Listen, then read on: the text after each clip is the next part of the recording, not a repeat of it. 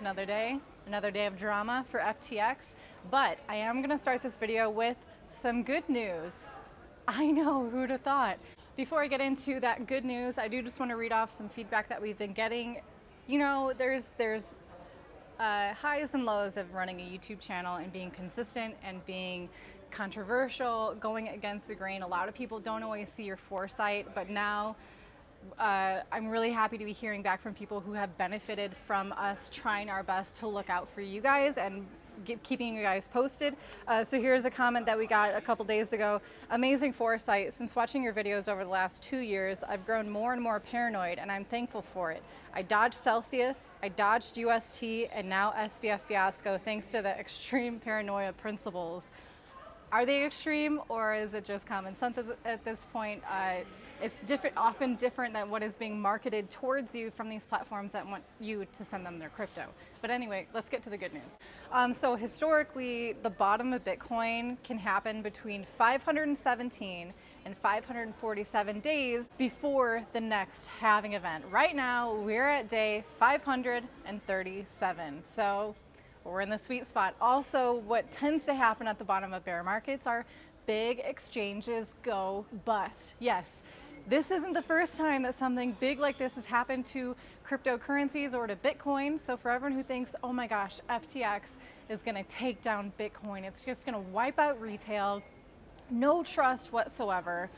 Well, it already happened with Mt. Gox, and it happened again with BitMEX, and now it's happening with FTX. So welcome to crypto, welcome to volatile prices and just wild things that are happening in this whole thing that is an experiment of cryptocurrencies.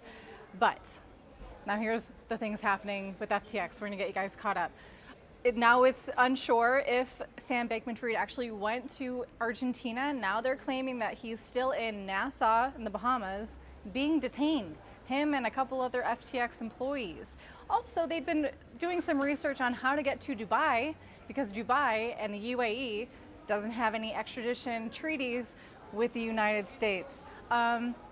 Other developments happening, of course, regulators and senators in the US and the SEC Commissioner Hester Pierce, they're saying it's our fault. We weren't regulating. We didn't provide the clarity, the regulations needed to prevent something like this from happening. So they're going to do better. They're going to step it up and ramp up the regulations, and maybe SBF really was the fall guy. Maybe he was the excuse needed to bring in heavy-handed regulations coming from the US. That very well might be the case. More interesting news, thanks to a tweet from Eric Voorhees. He highlighted the connection, talking about the SEC and FTX, between Gary Gensler and Sam Bankman-Fried. Sam's girlfriend is the CEO of Alameda Research, kind of the first domino to bring this whole debacle into play. Her father was Gary Gensler's boss. Imagine that. So there's an interesting little connection there happening. Conspiracies are abounding in this big money debacle, basically.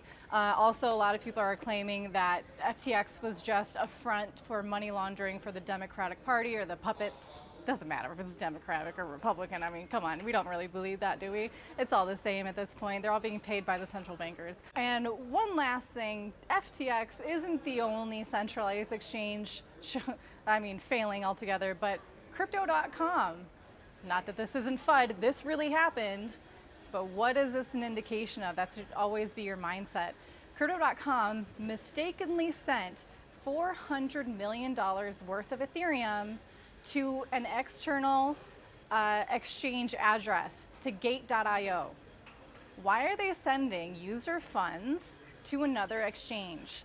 And how come they are making this huge mistake of $400 million? It was eventually returned thanks to the graciousness of Gate and their employees, but that's something to pay attention to, I think. Don't get too comfortable on your centralized exchanges. If you guys are having your coins and you're looking at FTX, you're like, oh, good for those guys. I'm on Crypto.com, I'm on Gemini, I'm on Coinbase, I'm on Kraken, what have you.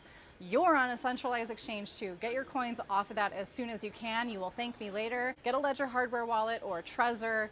I have links for all of those down below in the video description. I highly recommend it. So anyway, that's getting you guys all caught up. We're going on a little trip, so you're gonna see some different backgrounds from us as usual. But anyway, hit like and subscribe. See you tomorrow. Bye guys.